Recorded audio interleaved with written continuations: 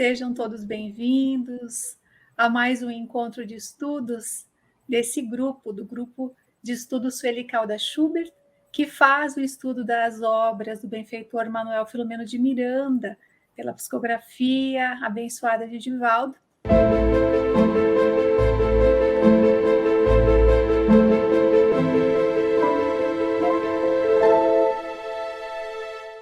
E nessa oportunidade nós estamos aqui com os queridos amigos, coordenadores, o Vitor e o Marcelo, que serão responsáveis pelo trabalho dos aprofundamentos. Então, para que nós possamos nos preparar para esse momento, vamos convidá-los a nos envolver numa prece. Então, vamos unir os nossos pensamentos,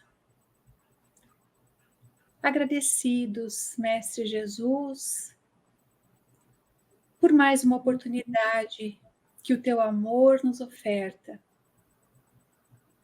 Nós que aqui estamos, como viajores da imortalidade, buscando compreender mais a realidade profunda de seres imortais, agradecemos-te e pedimos que tenhamos o amparo dos benfeitores que tutelam, que orientam esses trabalhos, a fim de que as lições tão importantes e profundas que colheremos nesse estudo possam representar para cada um de nós a orientação segura, o farol para iluminar as nossas escolhas, os nossos caminhos. Assim, Mestre Jesus, pedimos o teu amparo, o amparo dos benfeitores, e iniciamos o nosso estudo. Que assim seja. Então, queridos amigos que estão conosco aqui, que nos vamos percebendo, estamos chegando aqui no penúltimo capítulo desta obra. Nós que viemos fazendo essa travessia, que viemos fazendo essa caminhada, hoje chegamos e aportamos no capítulo 29. E nós faremos o resumo, traremos aqui o que o benfeitor nos coloca e depois seguiremos aos aprofundamentos. E esse capítulo, o benfeitor Manuel Filomeno de Miranda intitula Últimas Provações.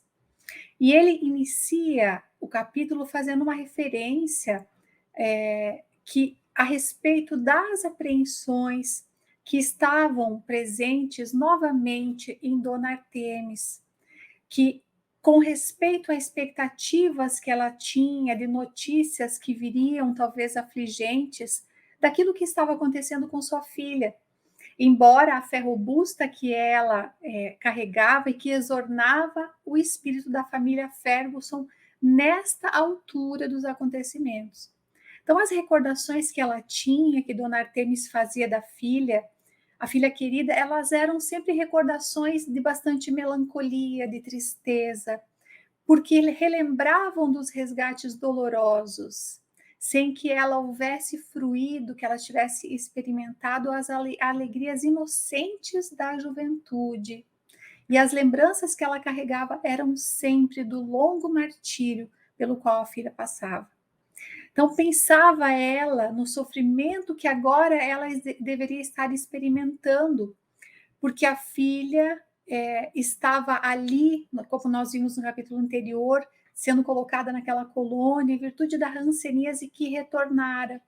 E Dona Artemis pensava o quanto ela gostaria de afagar os cabelos da filha, de envolvê-la naquele momento febril, de enxugar-lhe o pranto de dor que ela estava e de soledade também, naquelas longínquas terras em que as leis austeras da vida a situaram para que ela pudesse expungir. Então, as lembranças da filha, elas eram ainda daquela menina fugidia, silenciosa, que estava sempre imersa em longos cismares, com amargura estampada no olhar, naquele olhar inquieto e dorido que ela possuía. Então, essas evocações que Dona Artemis trazia, com um profundo afeto maternal, desatavam nela lágrimas de muita agonia. mas que ela só se permitia experimentar esses momentos no silêncio da noite, para que ela não inspirasse desânimo ou pessimismo a ninguém, e nem que inspirasse maiores dores ao companheiro, que estava suportando tudo aquilo, diz o benfeitor, com estoicismo espartano. Então, tendo ela a prece como o lenço enxugador do seu pranto, ela suplicava na prece à Mãe Santíssima que amparasse a filha que estava trucidada pela força do imperioso ressarcimento. E assim ela tombava pelo torpor do cansaço. Gilberto, que vivia naquele momento o clima de felicidade conjugal, ele tinha a alma pungida ante a recidiva da ranceníase de Lisandra. Ele experimentava agora uma ternura pela irmã, que foi nascida da piedade, que emoldurou as lembranças dela que estava lá distante e tendo o auxílio carinhoso de Tamires, que amava Lisandra com uma espontânea afetividade. Lisandra, acolhida naquela comunidade, naquela colônia, com o espírito de caridade pelas religiosas, ela foi envolvida num pequeno apartamento ali, que a devoção da sua amiga Lisa fez com que ficasse com um aspecto alegre, com arranjos, com decorações, com móveis e utensílios variados, para que produzisse em Lisandra o possível conforto, numa tentativa feliz de minimizar aquela situação aflitiva. Então, ao iniciar o tratamento, o organismo de Lisandra reage violentamente e inspirava cuidados especiais e uma vigilância intensiva. A febre irrompia de forma devoradora e ela passou a experimentar delírios prolongados. Naqueles delírios, imagens depressivas do seu passado eram liberadas em agoniadas explosões de riso e lágrimas que se alternavam. Então, uma semana transcorrida naquele processo, Carlinda, que era a enfermeira-chefe daquele setor, como aquela que auxiliava a enferma, através do pedido especial que Lisa, amiga de Lisandra, havia feito a ela percebe que a jovem não resistiria por muito tempo. Verifica no seu prontuário, percebe-se pela experiência que tinha que estava ali algo diante de algo muito grave, e ela então noticia a amiga Lisa, que apresentou-se no mesmo dia ali para visitá-la em companhia do seu pai. Ela encontra Lisandra desfigurada, com alterações faciais visíveis, deformando a fisionomia e envolta numa abundante sudorese. Lisandra, então, depois de alguns momentos, retomou a sua razão e, ao se defrontar com aqueles benfeitores, Lisa e o seu pai de Lisa, ela desenha no rosto triste um sorriso de alegria misturada à profunda gratidão. E com uma voz bastante débil, abafada em lágrimas, ela referiu-se às emoções daqueles dias que estava vivendo e refere uma tranquilidade que a dominava. E passa a falar do sonho que teve com a avó, Dona Adelaide, após a cessação daqueles delírios. E ela descreve o abraço que ela recebe da avó nesse sonho, daquela venerável entidade que exteriorizava um imenso calor e alegria inefável, explicando ali a ela, naquele encontro, que chegava a hora da sua libertação, que depois de um demorado cativeiro, a ave estava pronta para alçar voo. E diz que lembrou-se da mãe naquele momento. Ela fala, então, para aqueles que a estavam visitando, que ela lembrou da mãe, dos familiares, dos amigos, e que a avó, adivinhando as suas indagações, lhe diz que assim que fosse permitido, que os recursos da sua permissão alcançassem, ela poderia revê-los, estar novamente ao seu lado. E os pais, então, experimentariam sim a dor da saudade, que a sua mudança para aquele local para ir à colônia, já era uma providência divina, auxiliando para que mais tarde essa expressiva separação pudesse ser realizada, ou seja, a família já estava ali se preparando para esse momento da separação mais expressiva. E Lisa então diz que sentirão muita saudade, muita falta da presença física de Lisandra, e que ela lhe diz que passados os primeiros períodos de ajustamento, então, conforme ela ouviu da sua avó, ela voltaria. Expressa também uma profunda gratidão por aquele casal, filha e o pai, que estava aguardando, dizendo que além da sua infância, os momentos de alegria que ela teve, ao lado deles foram os únicos dias de felicidade que ela fruiu nessa existência. Diz também que nenhuma mágoa estava acompanhando naquele momento, mas que sim a confiança em Jesus e apenas lastima, porque ela não aproveitou, não soube utilizar-se convenientemente do tempo. Então ela pede aos amigos que informem a mãe e também a tia que seus últimos pensamentos estavam sendo para o Senhor e para elas, que desejaria muito dizer-lhe quanto as amava, mas que ela não mereceu poder fazê-lo e que a perdoassem por isso. Então Lisa, com lágrimas abundantes, junta-se o pai, segura a mão do pai, que estava ali em prece, em oração, e ouvem as últimas palavras de Lisandra: adeus, Jesus. Então, um desmaio ali a toma e prenunciava a desencarnação que se daria logo mais ao anoitecer. Dona Adelaide, a avó, informa então ao irmão Natércio antecipadamente que a hora aprazada, que se daria o fato, então ele acorre para deslindar o espírito de Lisandra das últimas vinculações e dos liames do corpo. E antes da meia-noite, então, Lisandra, após transpor a porta, o portal da vida física em extensão, penetra na imortalidade, anestesiada, carinhosamente recebida pela sua avó. E após essas provas, diz o benfeitor, e expiações redentoras, ela retornava ao grande lar exaurida, no entanto, em paz.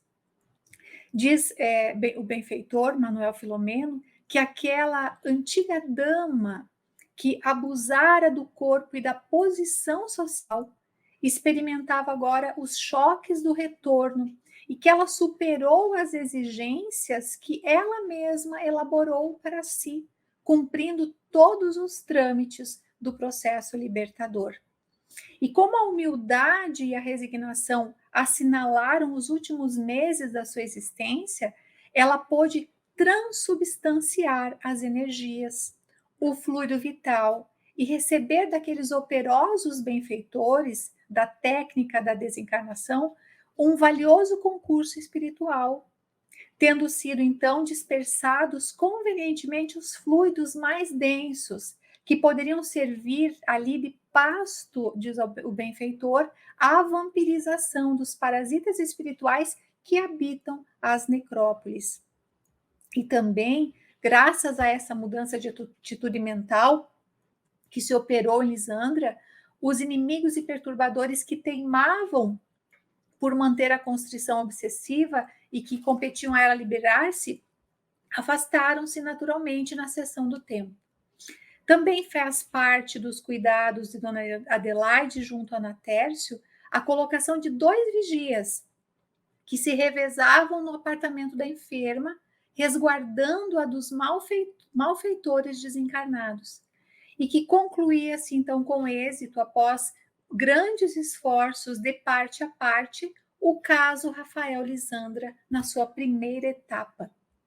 Então, diz o benfeitor que o porvir se encarregaria de dar curso ao programa evolutivo de que ninguém se pode eximir.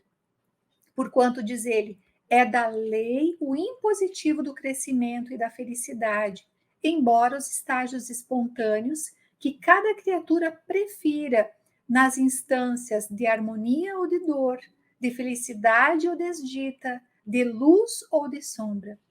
E a opção, diz ele, é pessoal, porém o impositivo da evolução é geral. Todos estamos submetidos. Então, diz o benfeitor que chega, então, o radiograma do acontecimento até a família e envolve, colhe a família, não numa surpresa total, porque de alguma forma já esperavam, mas envolve-os num golpe de aflição, em que a desencarnação dos seres amados sempre se faz anunciar. Então, na hora que a notícia lhes chegou, Lisandra repousava já em espírito num recinto próprio na esfera de ação espiritual.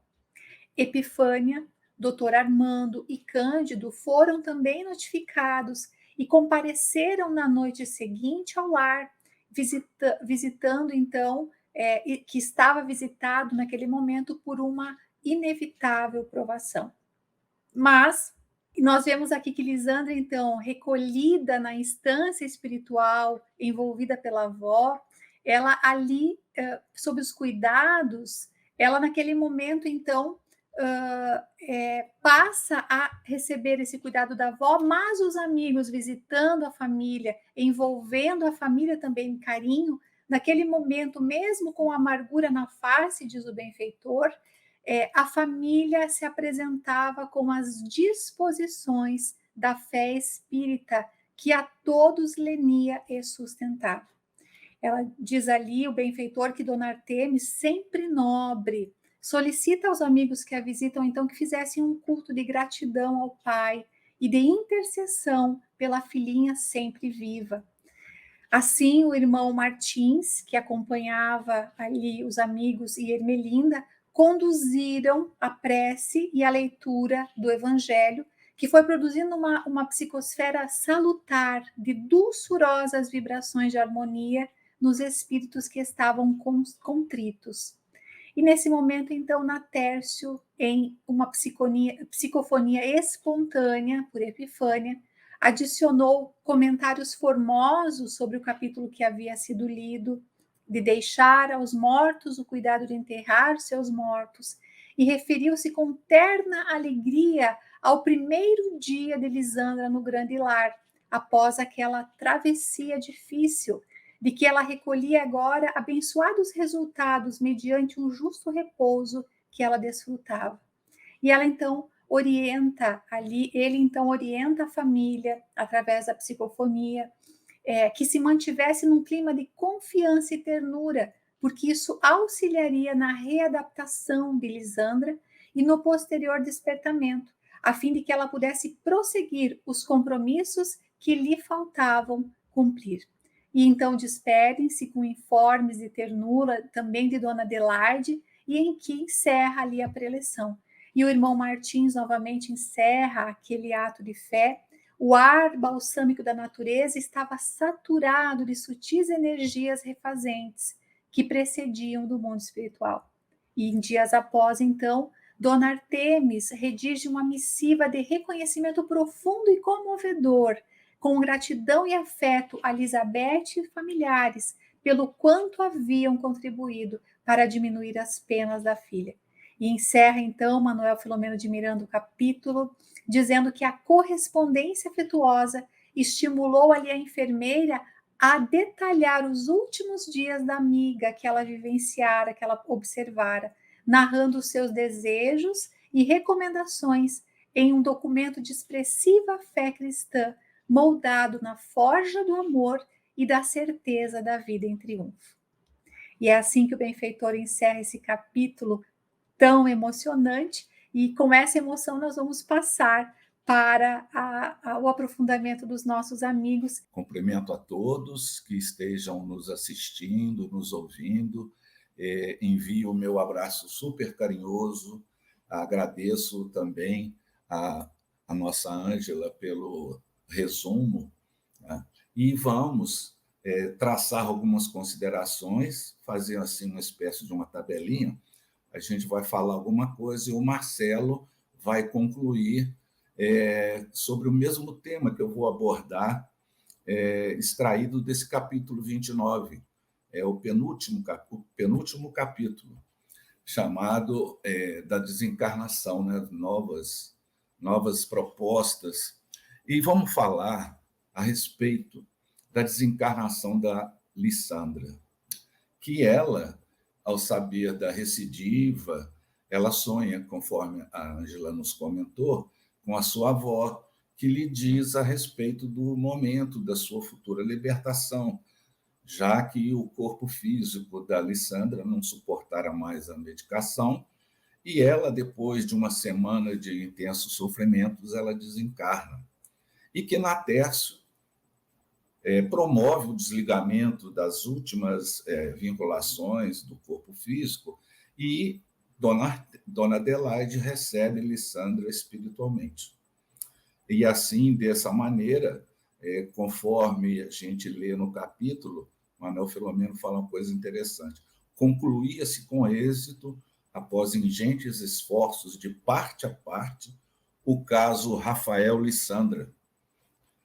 Então, em função da sua resignação, da sua humildade nos últimos meses, Lissandra ela pôde receber o auxílio dos benfeitores na técnica da desencarnação, no que sentido? Que eles extraíram e dispersaram os fluidos mais densos para que não servisse de situação difícil ou de pasto, no caso, né, aos parasitas espirituais.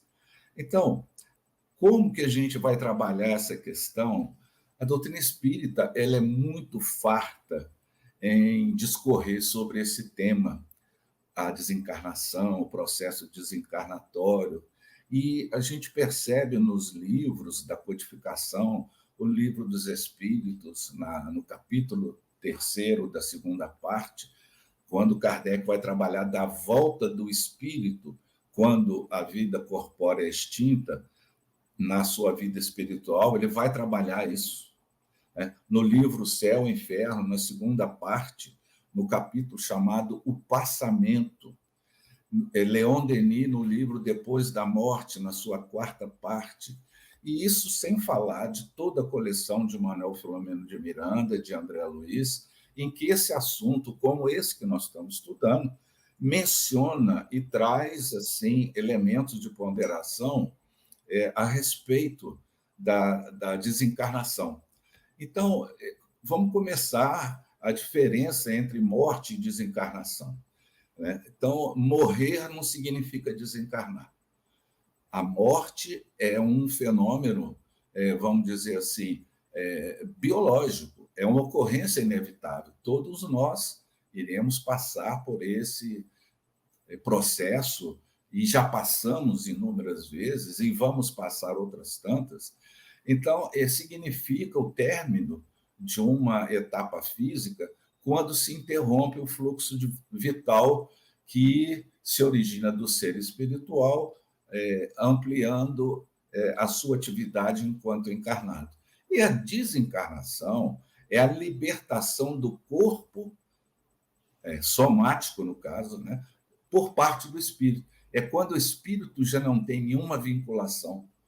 E nesse caso, a desencarnação só ocorre depois da morte orgânica. Vai diferir no seu tempo e circunstância de indivíduo para indivíduo. Então, muitas vezes, a pessoa, o corpo morre, mas a pessoa ainda está ligada, ou seja, ela não desencarnou. O espírito ainda está ligado ao corpo físico. Aí que entram essas equipes, né, no sentido de propiciar aquela pessoa que está na extinção do tônus vital, seja por esgotamento dos órgãos, que aí cada desencarnação é um fato, cada processo desencarnatório é diferente um do outro, existem considerações a serem observadas, porque elas diferem no tempo e diferem também das suas condições. O Manuel Filomeno tem um livro que eu ouço pouco as pessoas falarem dele, mas eu adoro esse livro, chama Temas da Vida e da Morte.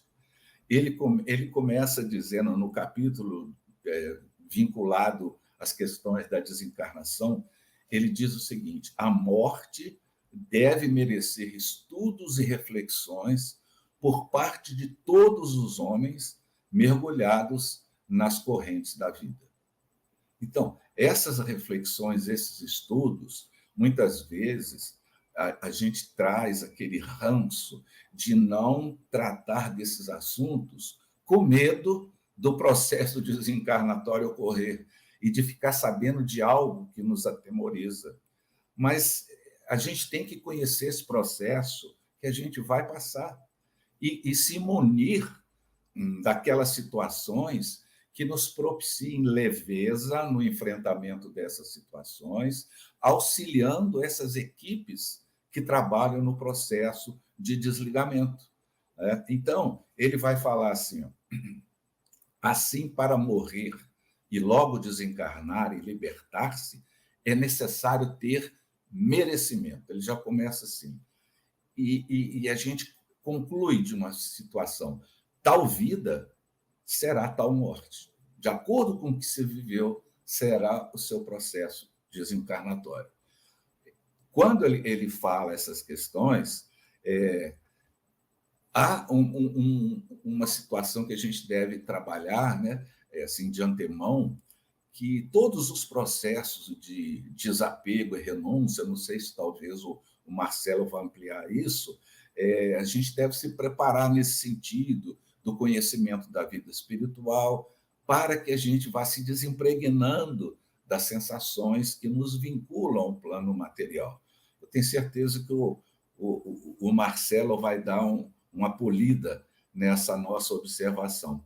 No livro de Leon Denis, Depois da Morte, ele vai dizer que a morte, cheia de angústia para uns, ela não é dolorosa para outros, senão como um sono agradável, seguido de um despertar silencioso. O desprendimento é fácil para aqueles que previamente se desligou, conforme a gente acabou de falar, das coisas do mundo e que cumpriu os seus deveres. Então, ele vai trabalhando passo a passo. Ao contrário, porém, a agonia prolongada do espírito que é preso à terra, que só conheceu os gozos materiais e deixou de preparar-se para essa viagem, ela é uma situação que merece ser considerada, né? Então, o que eu fiz? Em vez de traçar alguma teoria a respeito, eu peguei casos concretos, por exemplo, no livro Obreiros da Vida Eterna, que o André Luiz, no caso dessa obra, ele relata da desencarnação de Dimas, o retorno de Dimas, né, do irmão Dimas, que era um médium. Então, ele fala assim, o André Luiz, Dimas, experimentando indefinível bem-estar no regaço materno, ele desencarna, mas a família não está preparada para essa situação e coloca 1000 impedimentos no auxílio dos benfeitores para que a desencarnação dele ocorresse de forma tranquila, e ele fica muito sujeito ao jogo das paixões, das emoções, da esposa, dos filhos, etc., e a mãezinha dele está o aconchegando em seu regaço, e ele se sente uma criança semi-inconsciente, quase feliz. Então, Jerônimo fala para André Luiz que ele colocasse as mãos na fronte do enfermo, do Dimas. E o nosso Jerônimo começa, em primeiro lugar, insensibilizando o vago para facilitar o desligamento das vísceras. Depois, Jerônimo utiliza passes longitudinais, isolando todo o sistema nervoso simpático. E, mais tarde, as fibras inibidoras do cérebro são neutralizadas pela ação de Jerônimo. Então, segundo você sabe, André, Jerônimo fala, há 3 regiões orgânicas fundamentais que demandam extremo cuidado nos serviços de liberação da alma. É o centro vegetativo, ligado ao ventre, sede das manifestações fisiológicas, o centro emocional, que são as zonas dos sentimentos e desejos, que está sediado no tórax, E o centro mental é o mais importante, que está situado no cérebro.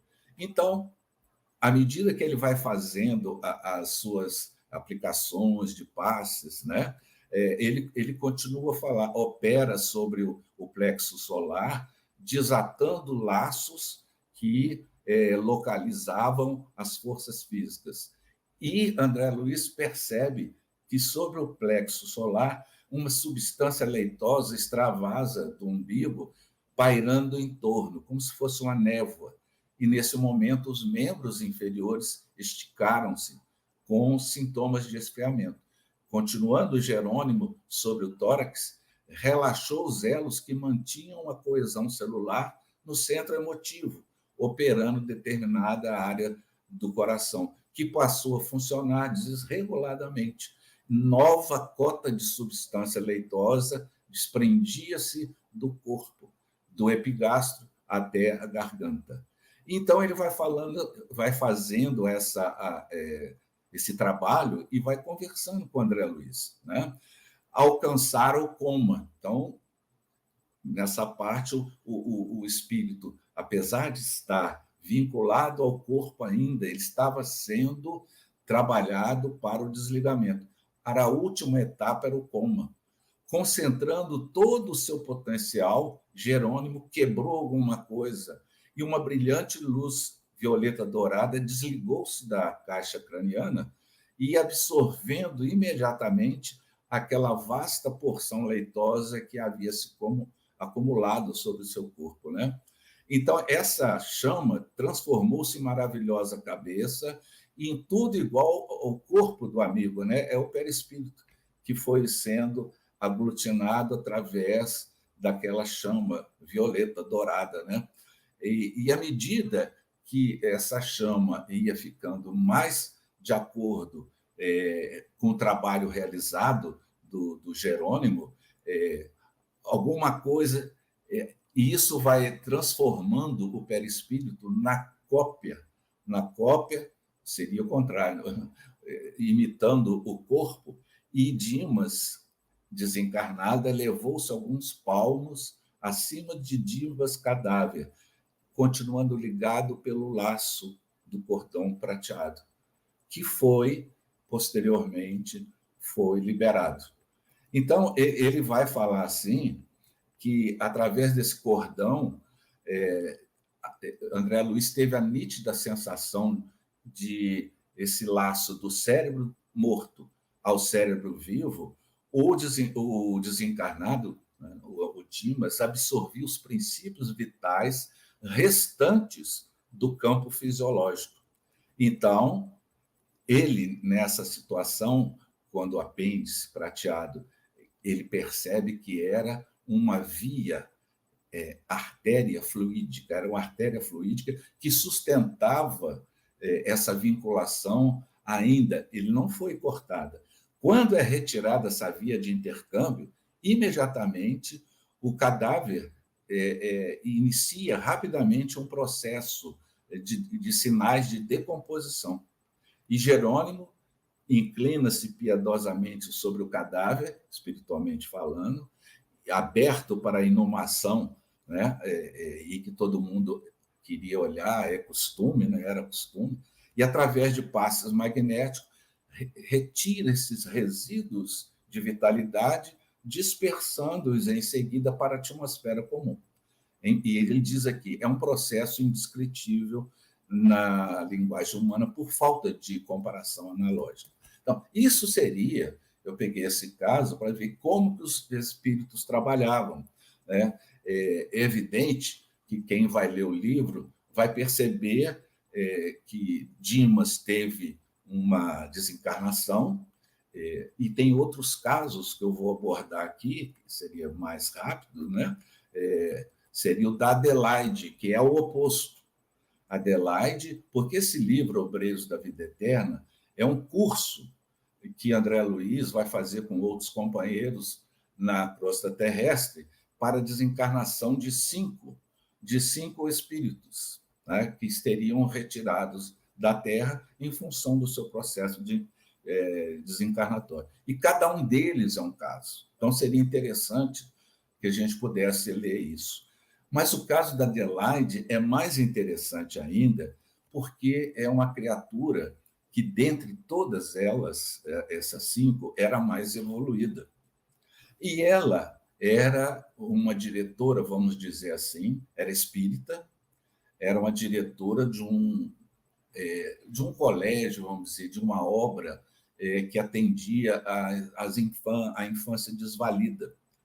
Então, ela era muito conhecida por suas características de bondade, de direção, de boa administradora, e todos gostavam dela. Então, já estava chegando a hora da sua desencarnação. E ela, preocupada com a obra, como eu farei? Com quem vai ficar? Será que vai continuar ali? Aquelas preocupações naturais da pessoa que se apega a uma situação. Então, na antevéspera do desenlace de Adelaide, o André Luiz fala o seguinte: ele que teve a ocasião de observar a extrema simplicidade do abnegado Bezerra de Menezes, que se encontrava em visita de reconforto junto a Adelaide. Por quê? Porque Adelaide, essa diretora, ela frequentava a mesma reunião da Federação Espírita Brasileira junto com Bezerra de Menezes. Então, e ela estava preocupada. E Bezerra, né, com todo o seu carinho, foi lá conversar com ela numa visita de reconforto. Ela disse: eu não desejo dificultar o serviço dos meus benfeitores, e por isso eu estimaria conservar a boa forma espiritual para não sobrecarregar as equipes. Aí Bezerra fala: ora, Adelaide, morrer é muito mais fácil que nascer.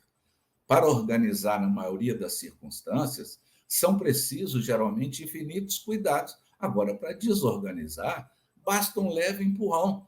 Em ocasiões como esta, a resolução é quase tudo. Ajude a você mesmo, libertando a sua mente dos elos que a imantam as pessoas e a sua obra, acontecimentos, situações da vida terrena. Não se detenha. Quando for chamada, não olhe para trás. Ai, o, o Bezerra de Menezes, assim, eu também já passei por aí. Creia que a lembrança de Jesus ao pé de Lázaro foi a ajuda certa ao meu coração em transe igual ao que você está passando. Busquei insular-me, cerrar ouvidos aos chamamentos do sangue, fechar os olhos à visão dos interesses terrenos, e a libertação, afinal, veio-se em poucos segundos. Pensei como se Jesus estivesse falando para Lázaro de novo, e recordei-lhe as palavras: Lázaro, sai para fora, centralizando a minha atenção na passagem evangélica, isso o doutor Bezerra falando, afastei-me do corpo grosseiro sem obstáculo nenhum. E André Luiz menciona aqui, a simplicidade do narrador encantava. Então, a Adelaide esforçou-se para seguir os conselhos de Dr. Bezerra, né? Então ela falou o seguinte: caro amigo, eu queria que você me concedesse o obséquio de tentar ela mesma, né, a sós, a desencarnação dos laços mais fortes em esforço pessoal e espontâneo. Olha só, o espírito pede autorização para que ela mesma desate os laços mais fortes que a gente viu o Jerônimo fazendo lá no centro vegetativo, no plexo das emoções, né? E deixando, ela fala assim, né? E deixando os laços, vamos dizer, do desligamento para a equipe espiritual necessária para tanto. Então, o que eles fizeram? Deixaram ela lá, entregue a si mesmo, e durante longas horas ela consumiu nesse processo que era complexo e persistente. E André Luiz fala, mas eu não sabia que isso podia acontecer. E o orientador, que era o Jerônimo, falou o seguinte, a cooperação de nosso plano é indispensável no ato conclusivo da liberação. Todavia, o serviço preliminar do desenlace no plexo solar, no coração, tal, pode ser levado pelo próprio interessado quando haja adquirido durante a experiência terrestre o precioso treinamento com a vida espiritual mais elevada. Como ela era médium naquela reunião do Dr. Bezerra, ela saía, se emancipava, tinha todos os desdobramentos, então para ela não era motivo de surpresa, né? Então, no final, realmente, Jerônimo desata o apêndice prateado e Dona Adelaide estava livre, afinal. E interessante que a gente possa lembrar também que, além disso, tem os casos diferentes, né? No próprio, na própria inumação do corpo físico de Dimas, logo enquanto aquele cortejo estava sendo realizado e André Luiz conduz, né, junto com outros companheiros, vai no féretro, o que acontece? Ele, no cemitério, ele percebe um espírito de uma mulher desencarnada, evidente, aparentando 36 anos, que estava sentada sobre a terra fofa, ou seja, devia ser ali, né, algum enterro recém-findo, né? Enfim, qualquer coisa assim. E ela estava mergulhada a cabeça nas mãos e lamentando alguma coisa, e André Luiz, compadecido, bate nos ombros e fala: "O que foi, minha irmã? O que você sente?" E a outra, o espírito falou assim: mas você não vê o que eu estou passando? Você não percebe como eu estou sofrendo? O senhor me chama de irmã, quem sabe você me ajuda para que eu retome a consciência? Se não tem jeito de você me ajudar, conduziram-me para uma casa de saúde e de lá não sei para onde que eu fui e acordei nesse pesadelo. E André Luiz, ela pede, me leve à minha residência, eu tenho que ver meu esposo, meu filhinho, eu estou assim numa situação horrorosa, me acorde, me socorre. E ele foi, André Luiz falou: já orou, minha irmã? Já se lembrou da providência divina?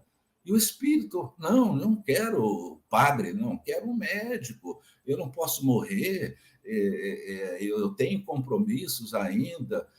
E essa situação estava chegando num certo ponto que alguém chega próximo ao André Luiz, né?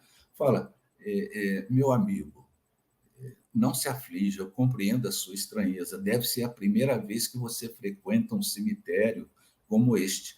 Falta-lhe experiência. Quanto a mim, eu sou do posto de assistência espiritual a essa necrópole. E tomei atitude espontânea, André Luiz falando, né, de quem desejava uma medida para libertar a mulher, e perguntou: quem sabe não chegou o momento de cortar o cordão daquela pessoa? Não será razoável cortar o grilhão? Ele falou: o que você está dizendo, o espírito responsável pelo cemitério? Não pode ser, nós temos ordens. Por que tamanha exigência? André Luiz insistiu. Se desatássemos a algema benéfica, ela regressaria intempestiva à residência abandonada como possessa de revolta, a destruir o que encontrasse. Ela não tem direito, como mãe fiel que foi ao dever, de flagelar com a sua paixão desvairada o corpinho tenro do filho pequenino. E como esposa desatenta às obrigações, não pode perturbar o serviço de recomposição psíquica do companheiro honesto que lhe ofereceu no mundo o que possuía de melhor. É da lei natural que o lavrador colha de conformidade com a semeadura. Então, o que eu pretendi? Eu trouxe um caso mediano do Dimas, trouxe um caso assim bastante grave de uma pessoa que não mereceria, porque o laço fluídico ainda entrava na terra fofa e ia lá onde estava o corpo dela. Ou seja, ela morreu, o corpo, mas espiritualmente ela não desencarnou.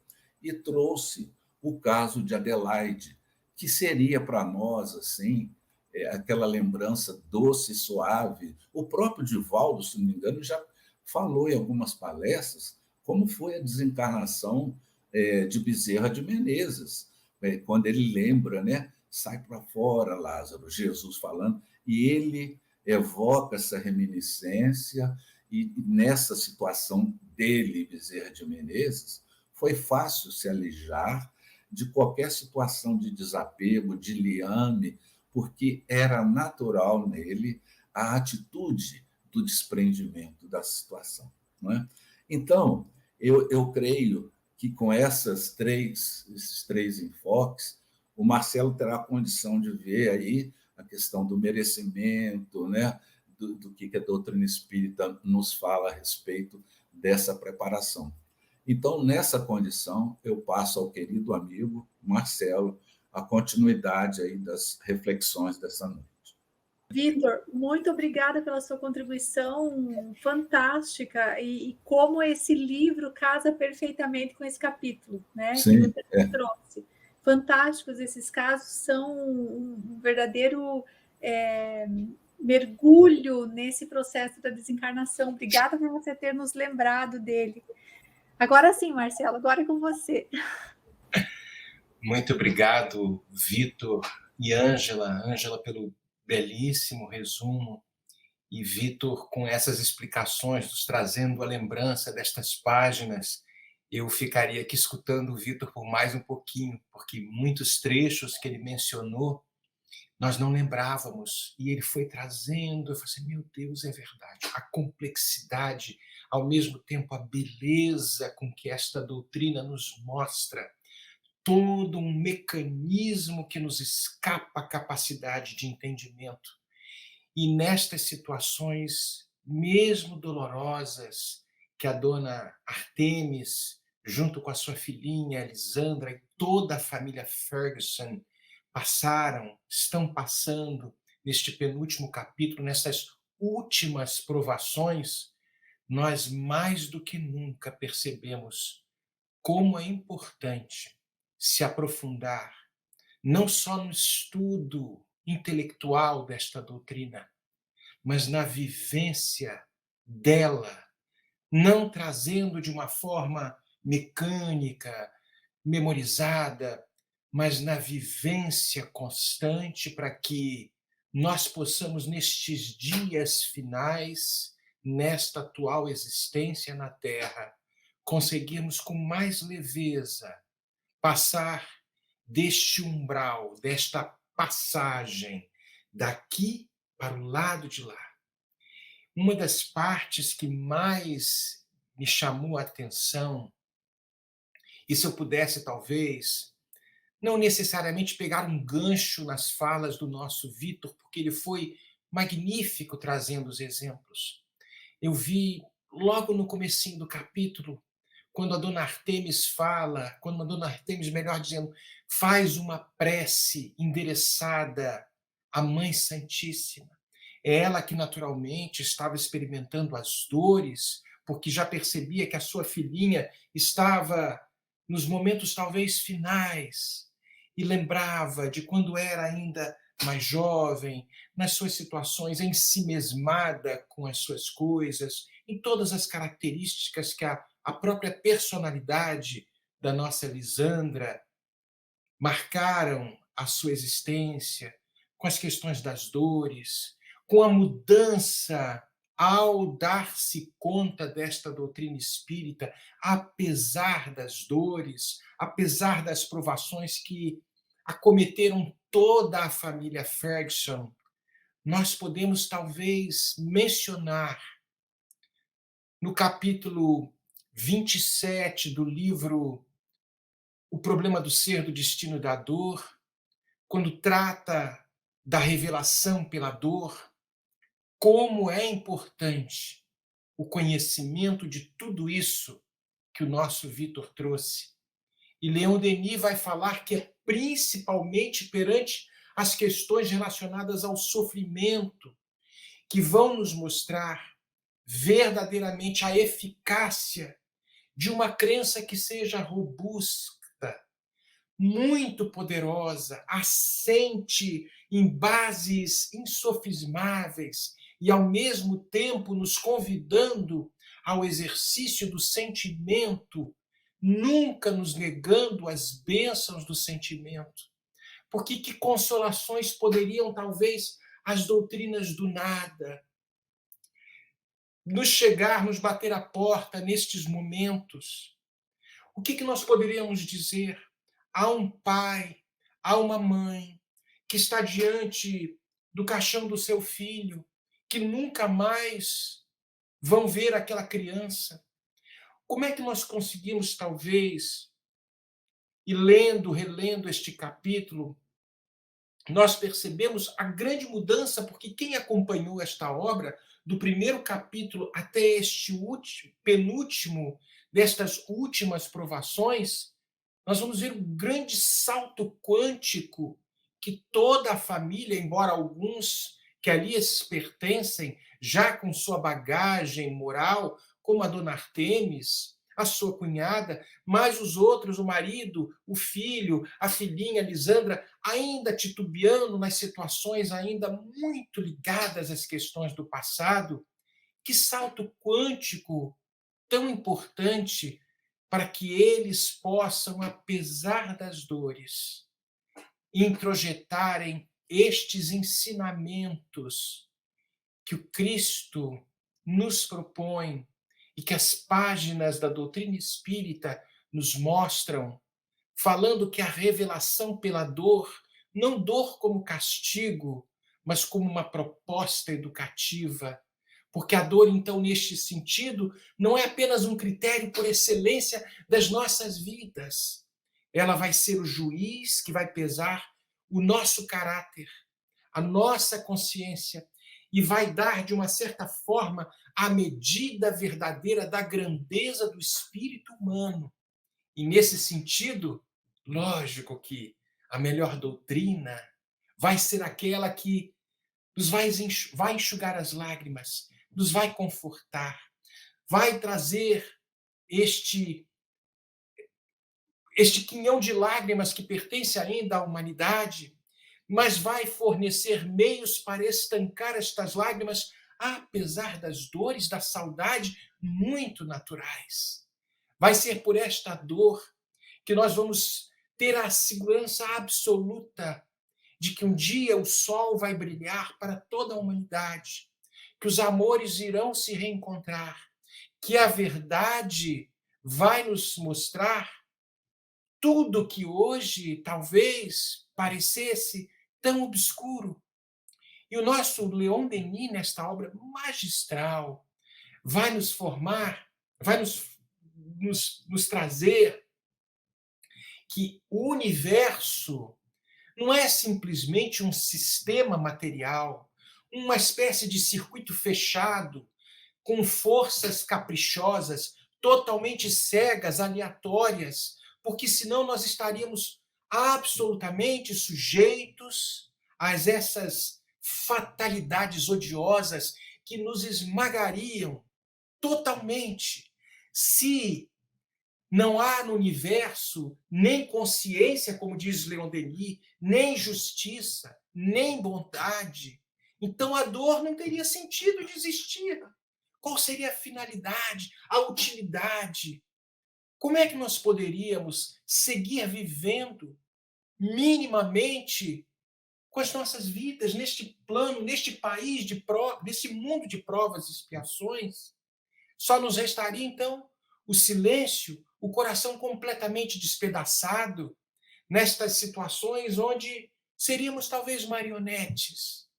Então, para todos que ainda não conseguiram entender nestas verdades, e não estamos aqui fazendo nenhum tipo de proselitismo, onde o materialismo obscurece completamente e nos coloca duros, frios, diante das situações mais desafiadoras.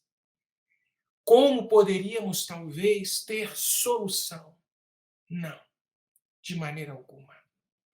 Para os materialistas e talvez até muitos crentes com as suas visões ainda um pouco obtusas, crentes de uma vida que pertence a uma situação espiritual, ainda há muita obscuridade. E estudar, e veja como o nosso Vitor trouxe todos os mecanismos de que quem viveu bem vai morrer bem. Mais rapidamente vai estar numa situação mais feliz. Por isso que o Espiritismo é essa doutrina de fé, fé inabalável, raciocinada, não cega, vai nos clarear o coração, nos abrandar. Cada sepultura que se abra, na verdade, não é o fim, é a porta de libertação do espírito. Só existe separação momentânea.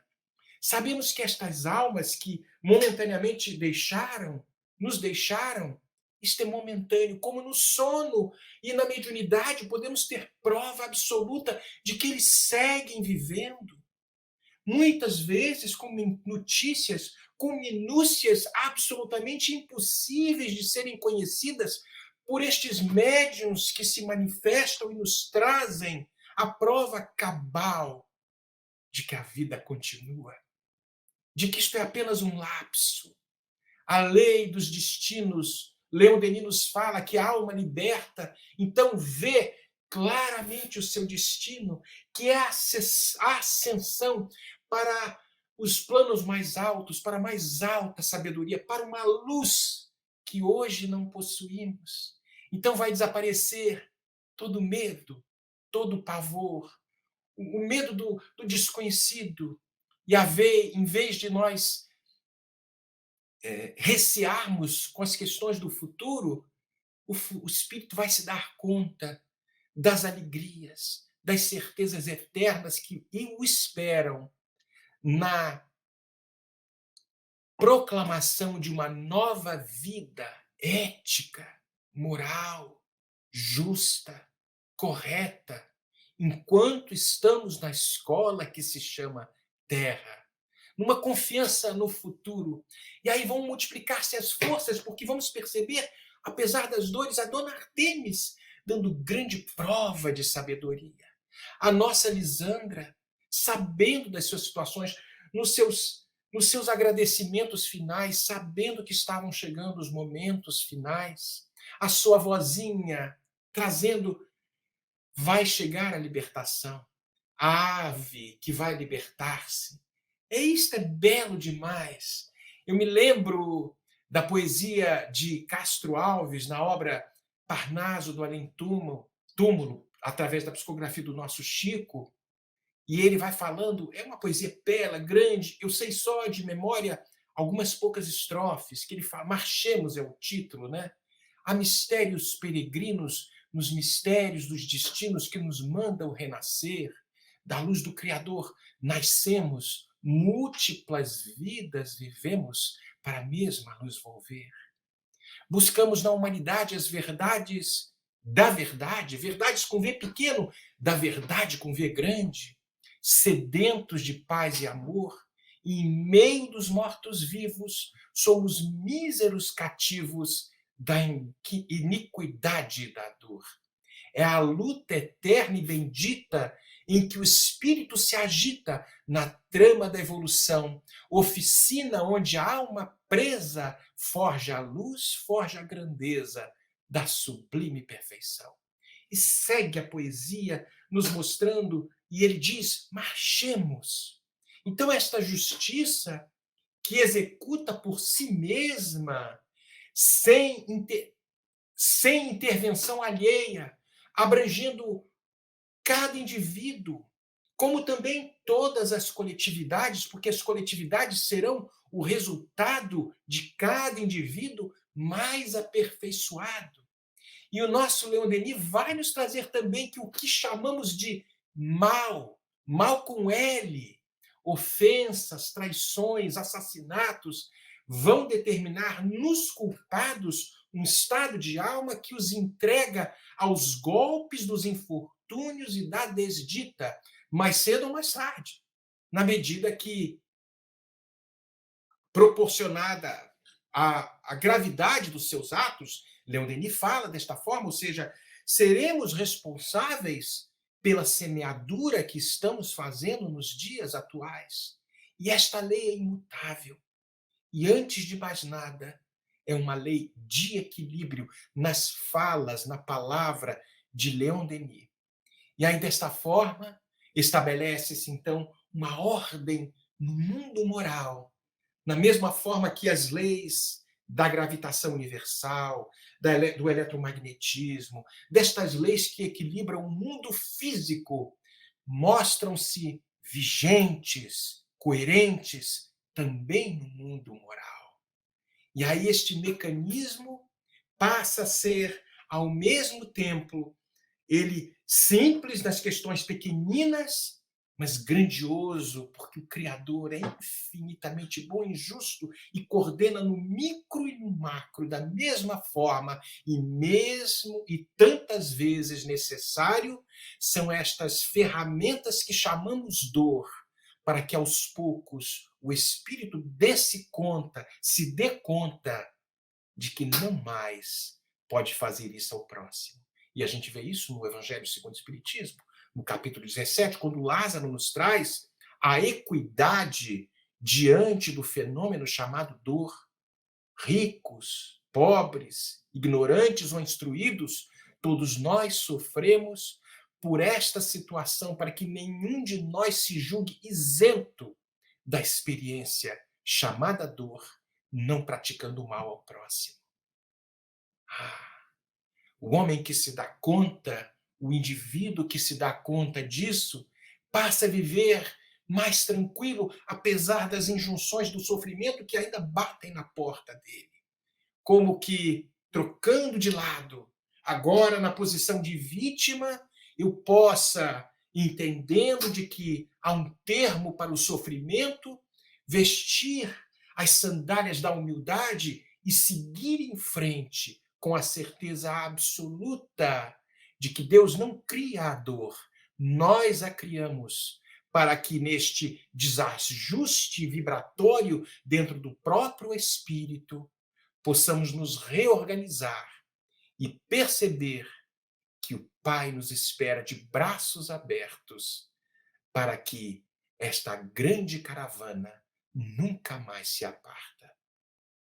São necessários estes infortúnios, ainda nos estágios que nos encontramos, para que nenhum de nós possa, nestes tempos difíceis, onde a ignomínia e a iniquidade batem as portas do nosso mundo, nas mídias, nos governos autoritários, hipócritas, nas situações mais odiosas, quando o desconhecimento do espírito imortal ainda não tomou lugar na consciência destes que governam os destinos das famílias e das grandes nações.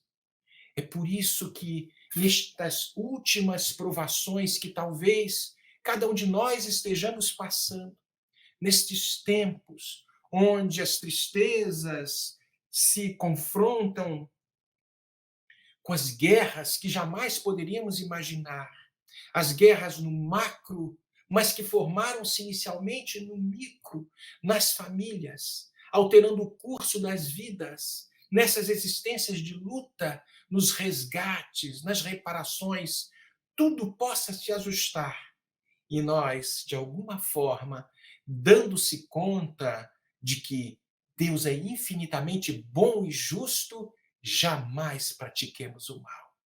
A nossa inteligência ainda é tão limitada, ainda é tão reduzida, não conseguimos ainda perceber as questões relacionadas ao porvir, mas a alma que já serena, confiante irrestritamente em Deus, nas suas íntimas intuições, nas intuições mais profundas, tem a sensação das coisas do infinito, de que um dia tudo vai estar bem. E os nossos destinos, como na poesia do Castro Alves, que nós mencionamos há pouco, são a vitória total sobre todas as paixões, marchando sempre na direção do infinito. Dia virá em que a alma engrandecida dominará o tempo e o espaço, como é Jesus nesta construção desta casa chamada Terra. E aí um século não será para nós mais do que um piscar de olhos na eternidade. E nós vamos transpor os abismos da ignorância na direção do céu com C maiúsculo que nos aguarda. Nossos corpos mais purificados, sem as chagas que caracterizam ainda as desarmonias íntimas que possuímos, os corpos mais belos, mais saudáveis, mais limpos. Não a limpeza física, como muitas vezes, com a alma poluída das questões morais, mas o corpo limpo e cheiroso com os perfumes da terra, nestes contrastes que muitas vezes enganam a tantos nesses tempos de internet e de mídias sociais. Nossos espíritos vão visitar o passado de uma forma diferente, aprendendo com os erros do passado, e vamos nos instruindo aos que ainda se aprisionam nele para, com a força do próprio Espírito, libertarem-se das algemas criadas por nós mesmos nas tramas dos destinos que irão, sem dúvida, nos purificar. E o nosso Leon Denis vai nos trazer que acreditemos em Deus, amemos, esperemos, homens e mulheres, mas eu vou dar uma modificada e vou tentar trazer Abigail, na obra Paulo Estevão, quando ele fala para Paulo de Tarso, que a gente ame. Ela fala para Paulo, as questões, as perguntas que Paulo faz. Paulo, ama, trabalha dentro de si, espera porque cada um tem um tempo de maturação e nós também, mas finalizando, perdoa.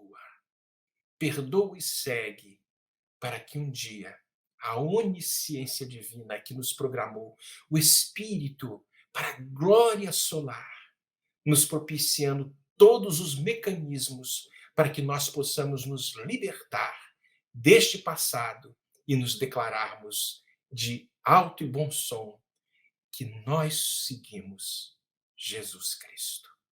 Muita paz e obrigado pelo tempo.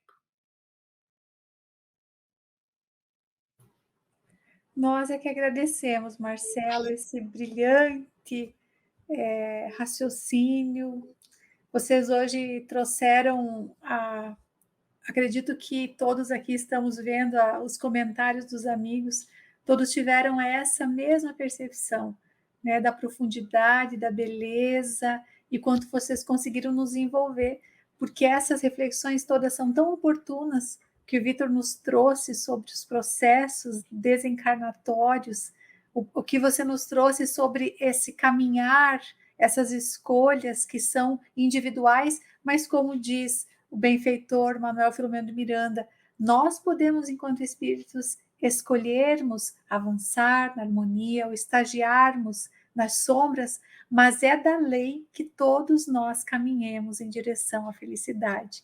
E disso nós estamos certos e vemos aqui o que já está acontecendo com Lisandra. Então, é uma gratidão muito grande a todos que estão nos acompanhando, aos nossos queridos coordenadores, e convidamos todos para que na próxima semana nos reunamos para o último capítulo dessa obra que finalizaremos. Um grande abraço e até a semana que vem.